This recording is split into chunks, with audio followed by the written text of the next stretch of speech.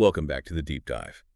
If you're tracking the explosive pace of enterprise technology, especially generative AI, you know that the last few years have been dominated by, well, one really seductive promise: the fully autonomous AI agent.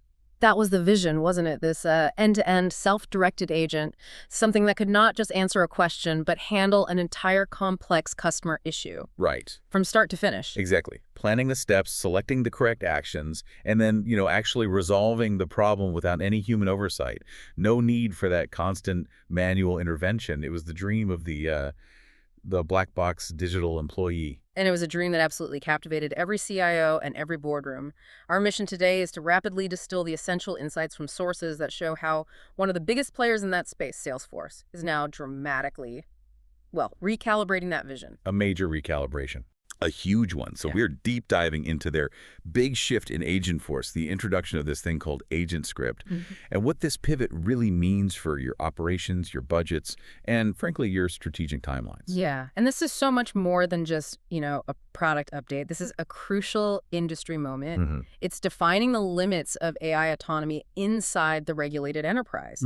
The core tension we see in all the source material is it's stark. How so? Well, Salesforce has embedded this agent script, which provides these necessary deterministic rule-based controls.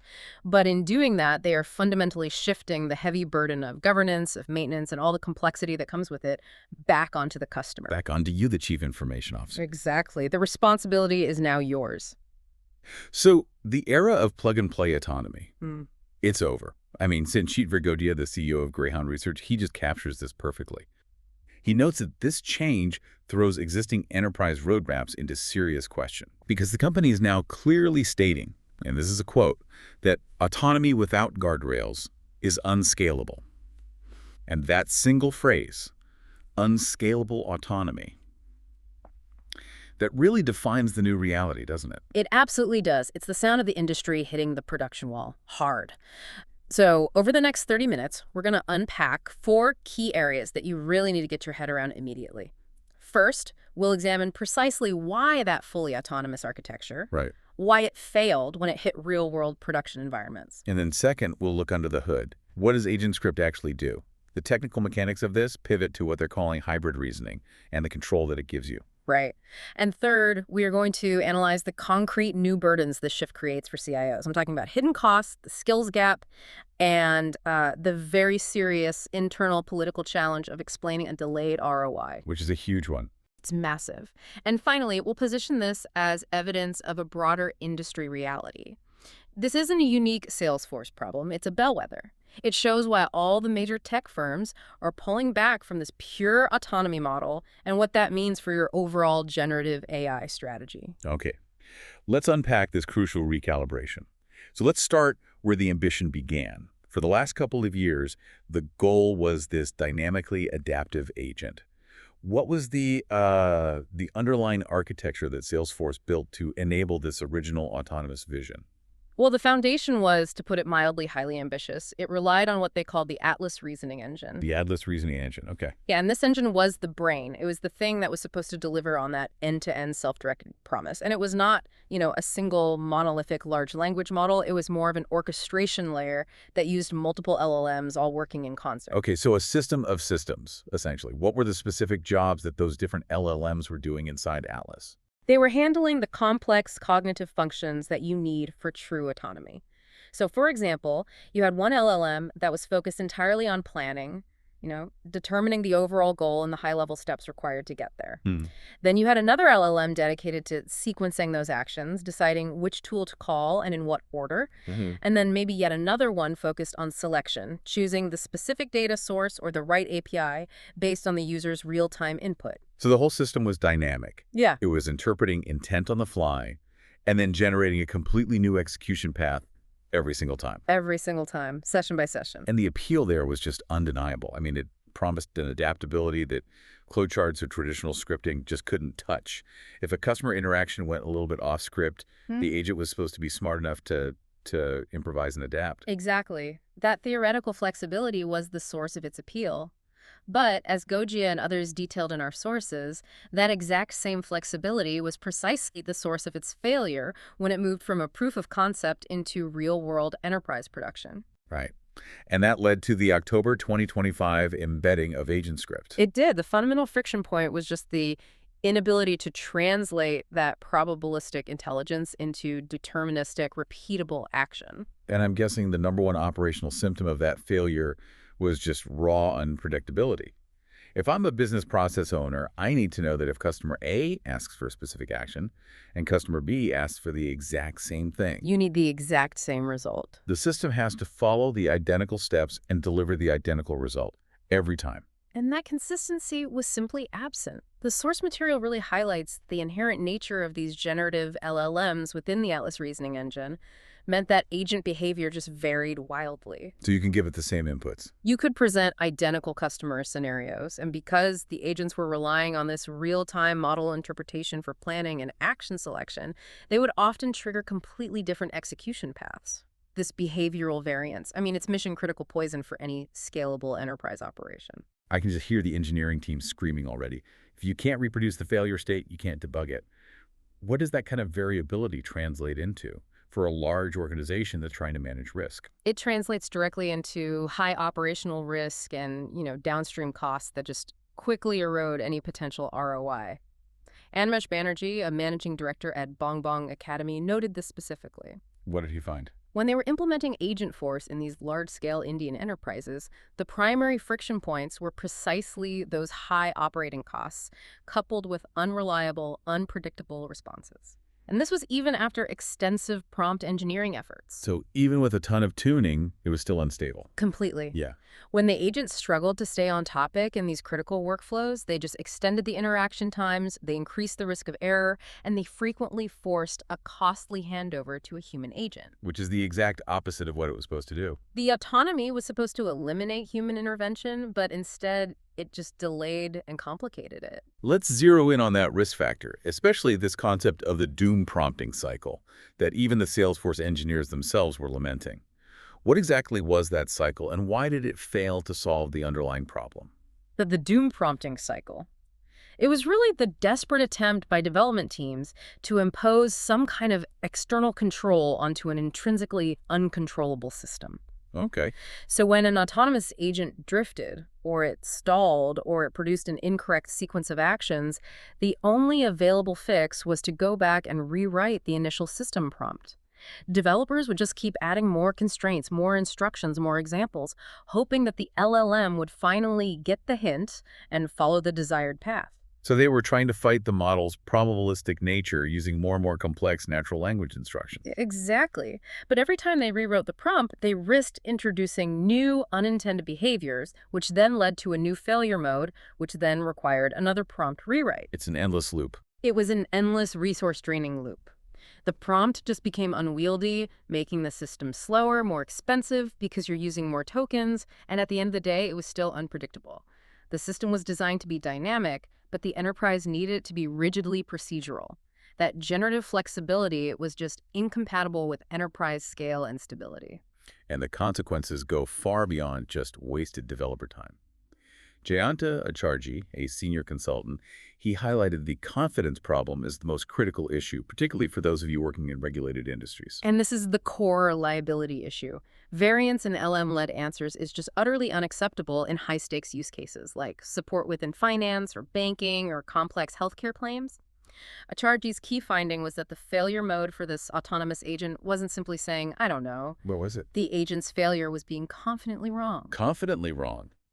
Wow, that sounds like a catastrophic liability scenario just waiting to happen. It is the moment that turns a software issue into a legal issue. Imagine an autonomous agent in a financial services contact center misinterpreting a specific clause of a federal lending regulation because of a hallucination. Right. It would generate a highly plausible, syntactically correct, but factually false statement. If the enterprise acts on that confidently wrong advice, they face massive reputational damage, customer churn, and serious legal exposure from regulatory bodies. Because the enterprise can't trace why the agent made that decision. They can't defend the action. The decision was essentially generated in a black box by a probabilistic model. Precisely. In a highly regulated environment, you must have an auditable, verifiable, and predictable execution path that you can demonstrate to auditors. When the Atlas reasoning engine allowed the LLMs to basically freestyle their sequence of steps, that necessary level of confidence, that transparency, that audibility, it was all lost. So the original vision failed. It failed because the probabilistic nature of the underlying technology was a direct threat to enterprise risk management. Yes. The decision to recalibrate became an inevitability, and it was driven by the cost of unpredictable failure. Okay, so the verdict is in. Pure autonomy is a liability. Now we move to the solution, AgentScript. This introduces a paradigm shift from that pure autonomy to what Salesforce is now describing as hybrid reasoning. Let's break down the technical fix. What exactly is AgentScript, and how does it fundamentally change the agent's behavior?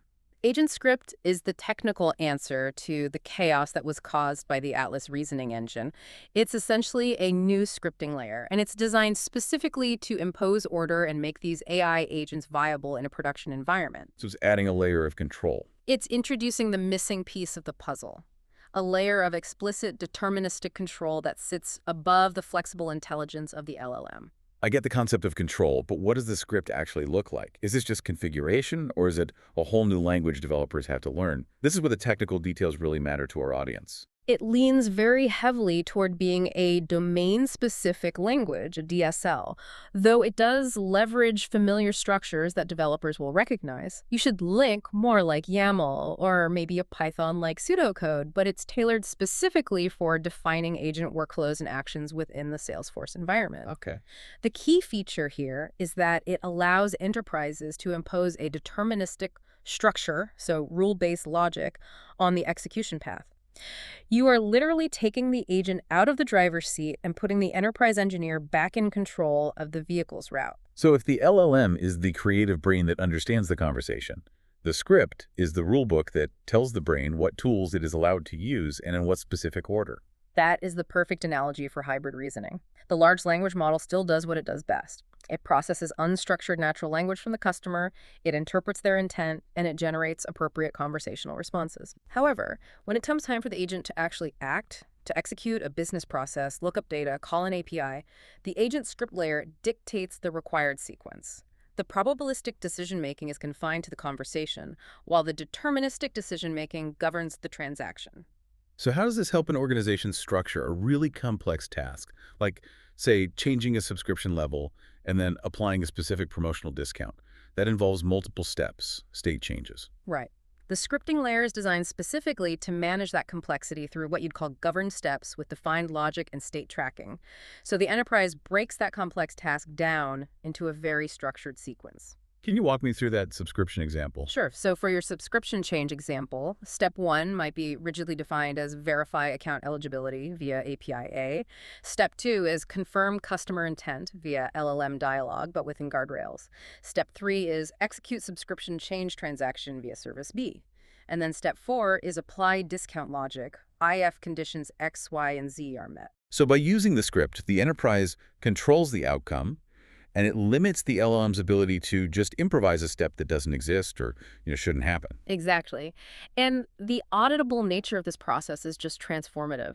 Because the script dictates the sequential steps, the execution path is fully traceable. Ah, right, the audit log. Exactly. If a transaction fails or an unexpected result occurs, the audit log points precisely to the line of the script that was executed, the specific tool that was called, and the state of the agent at that exact time. And you'd contrast that with the original Atlas engine. With Atlas, the decision log was, a probabilistic summary of the LLM's internal monologue. That's a much, much weaker basis for audit and compliance. The shift is clearly from abstraction to engineering. Salesforce was initially selling the simplicity of the abstraction layer, promising the agent would just figure it all out. And now they're acknowledging that that abstraction was too brittle for high-stakes environments. Yeah. I mean, Phil Mui, he's the SVP of Salesforce's AI research division, he implicitly confirmed this. He said that even their most sophisticated customers are struggling to keep purely autonomous agents on topic and reliable. Wow.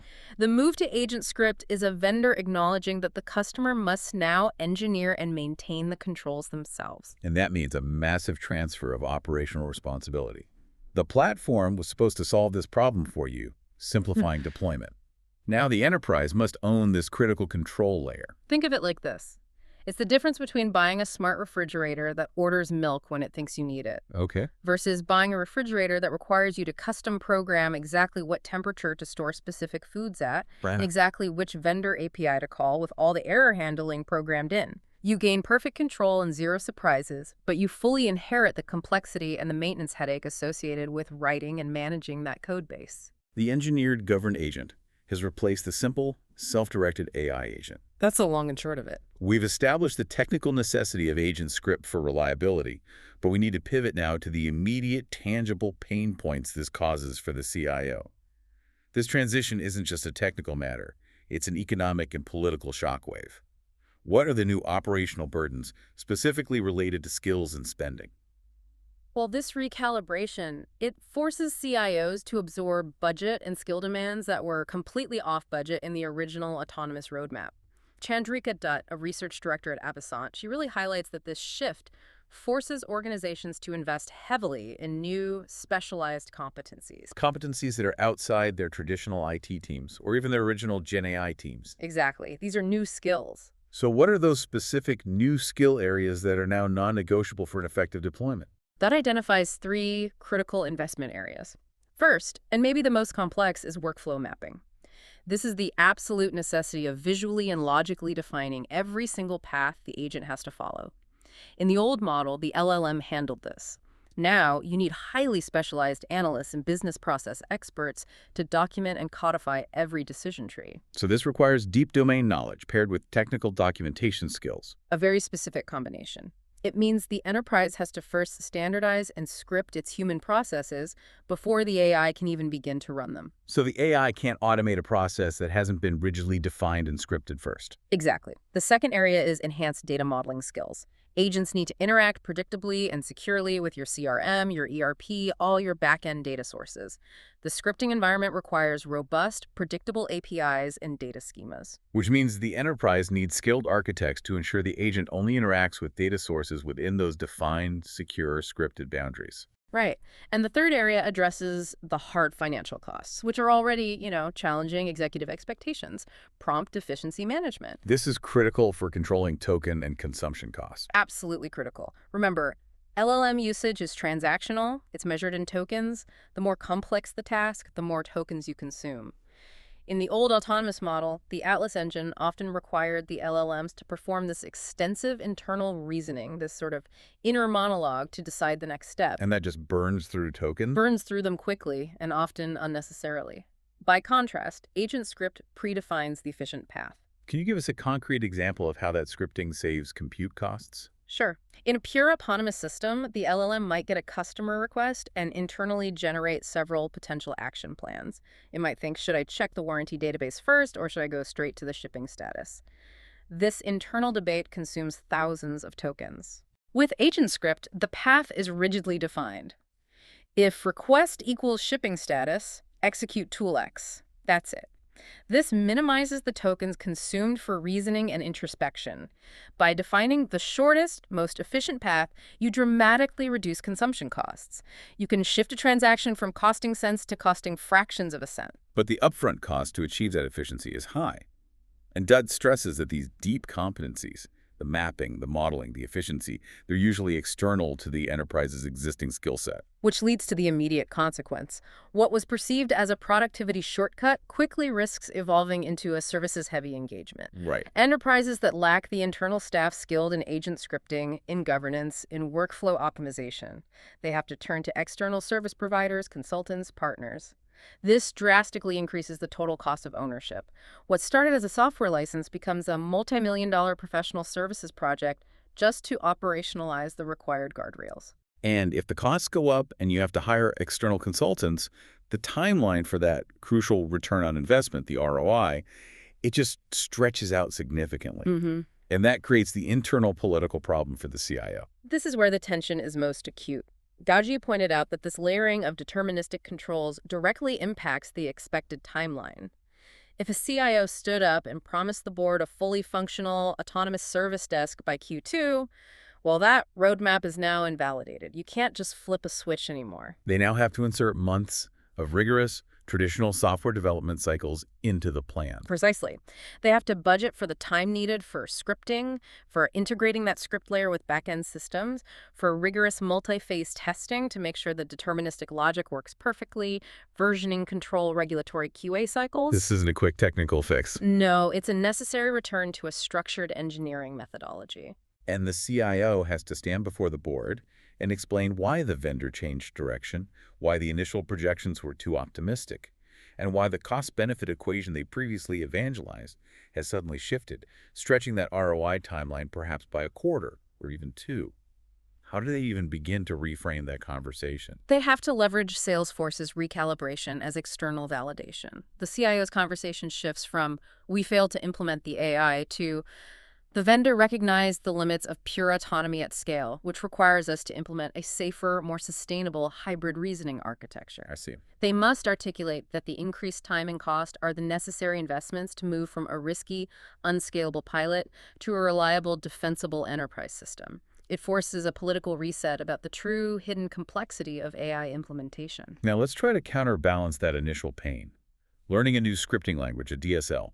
It's complex, but is it ultimately better than the endless fuzzy adjustments of prompt engineering? That's a great question. And Akshay Sonawane, who's an ML engineer at Apple and a former Salesforce manager, he provides a crucial perspective supporting the scripting approach. He argues that the complexity of learning a new DSL like AgentScript is a short-term hurdle. A hurdle that pays off later. One that ultimately pays immense dividends in reliability and maintenance. So why does he favor the defined script over the flexible prompt? Because the alternative relying on prompt engineering to sort of coerce an autonomous LLM is ultimately far more difficult to debug, to test, and to maintain over the long term. A script is code. When a scripted agent fails, you get a line number, a defined state, a clear path to fix the bug. Right. A prompt, on the other hand, is fuzzy, it's probabilistic, it's non-deterministic. If an autonomous agent deviates because of a prompt, you are right back in that unpredictable doom prompting loop, trying to fight probability with language, which is inherently unstable for industrial applications. So this is the cost of production readiness. Yeah. Scripting means pain upfront, but stability and maintainability for the system's lifetime.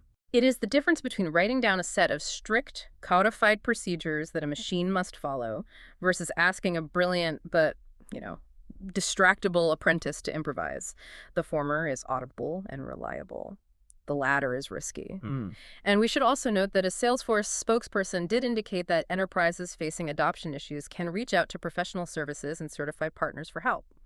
But the analyst community is very quick to remind us that this level of dedicated support is decidedly not free, which just further reinforces the shift toward a services-heavy model to manage this new complexity. It would be convenient to dismiss this as simply a Salesforce architectural misstep. However, the sources firmly position this move not as an isolated incident, but as a critical bellwether, evidence of a much broader industry reality about the limits of black box autonomy. That is the essential context for our listener. Salesforce's pivot is public proof that full autonomy, that promise of the self-directing AI black box, is proving far harder to control, significantly riskier to deploy, and astronomically more expensive to defend at enterprise scale than originally advertised across the entire tech sector. So are we seeing this trend play out among other major vendors, or is Salesforce just leading the retraction? Oh, the trend is pervasive. Gojia confirmed that Greyhound Research has tracked similar, albeit maybe quieter, pivots across the ecosystem. Microsoft, with its Copilot framework, has steadily increased the need for explicit orchestration and defined tools rather than pure free-ranging autonomy. LinkedIn, in its internal and customer-facing agent implementations, has similarly moved toward more structured workflows. And ServiceNow has adapted its agent strategy to incorporate explicit control layers. And the most telling move, as we mentioned earlier, comes from the pioneers of the core technology itself, OpenAI. Absolutely. The release of AgentKit by OpenAI is the strongest confirmation of this industry shift. They are giving developers explicit tools to choreograph agent behavior through defined steps and function calls. This is the same conceptual retraction. You're moving from letting the LLM decide the path to forcing the human developer to write the explicit choreography. The probabilistic engine needs a procedural conductor. And this necessity for control, it stems from a fundamental inherent weakness in the core LLM technology itself, which Dutt articulated very, very directly. Dut's assessment is blunt, but I think accurate. LLMs are inherently terrible operators. They're designed and optimized for creativity, pattern matching, text generation, knowledge synthesis, all probabilistic functions. But they struggle intensely with the procedural, state-dependent, and rigidly sequential execution required for reliable business operations. Why, technically speaking, are they such terrible operators? What are the specific failure points? Well, their core design makes them weak at three critical operational tasks. First is state maintenance.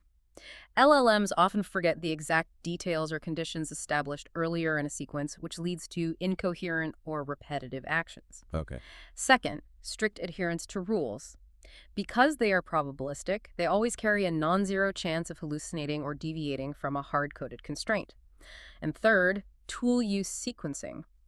The old autonomous models were really inconsistent in selecting and properly formatting inputs for external APIs, which often caused back-end system errors. So their immense power in language generation is a direct liability when it comes to procedural execution. Exactly. And given this inherent instability, the expectation is that every other software vendor still pushing pure autonomy will inevitably follow Salesforce's path toward explicit engineered control, especially once they try to penetrate critical regulated industries. And this takes us directly to why deterministic control is non-negotiable in specific sectors. What are those critical industries, and what are their specific audit demands that mandate this kind of scripting? Deterministic control moves from being a preference to being a legal mandate in places like healthcare, banking, financial services, and insurance BFSI and the public sector. Right. Take BFSI, for example. Every decision an agent makes, approving a loan, transferring funds, providing regulatory guidance, it all has to be justifiable under regulations like Sarbanes-Oxley or specific financial reporting standards. And if the decision is generated by a black box LLM, you just can't prove compliance. You can't. But if the agent followed a pre-vetted agent script that was signed off by the compliance team, the audit trail is crystal clear. The script mandates the logic that ensures the action meets regulatory requirements. Similarly, in healthcare, patient data privacy under HIPAA and prescribed clinical pathways are completely non-negotiable. Scripting ensures the agent only accesses and shares data based on pre-approved rules and follows established care processes without any probabilistic deviation. In those environments, reliability is literally tied to legal and regulatory survival. You cannot have an agent whose interpretation of compliance changes from session to session. That argues that deterministic automation is not just a feature. It is essential for enterprise survival in these regulated sectors. The collective industry pivot back towards rule-based systems, even when guided by generative intelligence, is proof that the enterprise world values predictability, defensibility, and auditability far more highly than the vague, hard-to-control promise of pure AI autonomy. It's the necessary maturing of the technology. It is. This conversation provides crucial strategic context. For the CIO or the technology leader listening, the question is now, how do you adapt your roadmap? How do you manage internal expectations? And how do you move forward effectively now that this autonomous dream has been scaled back to hybrid reasoning? The first and most crucial strategic imperative is a fundamental reframing of how you view this technology. Analysts advise CIOs to stop treating AI agents as digital employees, autonomous workers, and immediately start viewing them as embedded capabilities within existing governed business workflows. That distinction is so critical. If it's an embedded capability, it has to adhere to the rules of the system it's embedded within. It's not an independent entity. Precisely. The core of your strategy has to shift from focusing on the agent's potential autonomy to focusing intensely on the workflow's required governance. This means the CIO must make a non-negotiable upfront investment in the necessary people and processes, not just paying the annual software licensing fee. And this ties directly back to those new operational burdens we discussed in Section 3. What specific organizational or staffing imperatives must the CIO prioritize to operationalize Agent Script? Goggia details the necessary investment profile, and he emphasizes that a cross-functional team structure is now required. It's no longer sufficient to just have developers and data scientists. You need a blend of technical expertise and deep domain knowledge. Walk us through those required roles. Beyond the technical scripting skills, what is the indispensable human talent? Well, you need highly specialized individuals with design thinking skills, people who can visually and logically map the conversation flows and the decision trees that the agent script will follow. These are the people who translate the messy reality of customer interaction into clean, branching logic. And then you need the people who actually define the rules themselves. Yes, the domain experts and the policy analysts. These people have to be able to translate complex business rules, compliance policies, and legal constraints directly into the script logic. They're responsible for ensuring that the deterministic path is legally sound and meets all internal policy standards. Okay. And finally, and most critically for regulated industries, you must have compliance leads involved from the very inception of the script design for proactive governance oversight. Governance cannot be an afterthought. It has to be engineered into the script from day one. Gorgia's quote here is just a perfect, hard truth for any executive listening. He said, AI is not a black box you license. It is a system you operate. If you don't have the people to operate it, you don't have a strategy, you have a pilot.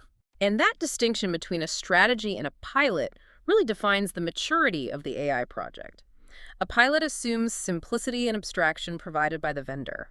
A strategy recognizes that you, the enterprise, must own the complexity of governance and dedicate the necessary budget and personnel to operate the system reliably at scale. So if you're only budgeting for licenses, You are running a pilot, and now you have to transition to a full operational strategy. this recalibration offers a crucial opportunity for CIOs to reset those internal expectations with the board and with executive management, who may still be operating under that old, autonomous, quick win narrative. It gives them immense political leverage. The CIO should use the fact that a major vendor like Salesforce explicitly recognized the limitations of autonomy to articulate why the immediate large-scale savings projection was flawed.